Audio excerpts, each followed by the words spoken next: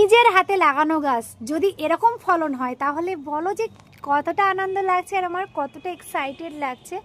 শুধু একবার দেখো কি পরিস্থিতিটা, দেখো কি পরিমাণ হয়েছে, দেখো কমলা লেবু কি পরিমাণ মানে আমি কি বলবো তোমাদেরকে, বলে আমি বোঝাতে পারবো না।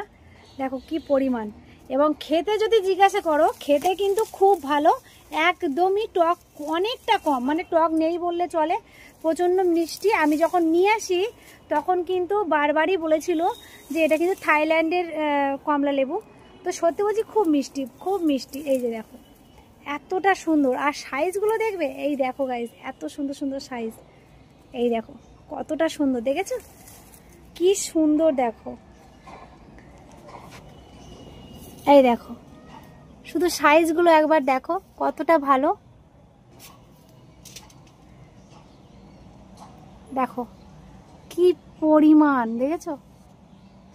আর ওই সাইডটাও তো প্রচুর, একসাথে তো এইভাবে কভার করা যায় না, তবুও তোমাদেরকে দেখানোর চেষ্টা করছি। দেখো কতটা সুন্দর, দেখেছো। তোমরা অনেকেই আমার গাছে গার্ডেনে কমলা লেবু দেখতে চাইছিলে, তো দেখিয়ে দিলাম কতটা সুন্দর লাগছে, দেখেছো গাছটা জাস্ট ভরে আছে কিন্তু, দেখেছো গাছটা কতটা সুন্দর। আর এইখানে একটা ভিডিও করেছিলাম পরশুদিন, সেই ভিডিওটা ভাইরাল হয়েছে। থ্যাংক ইউ সো মাচ, তোমরা অনেক ভালোবাসা দিয়েছো, খুব সুন্দর লাগছে বলো।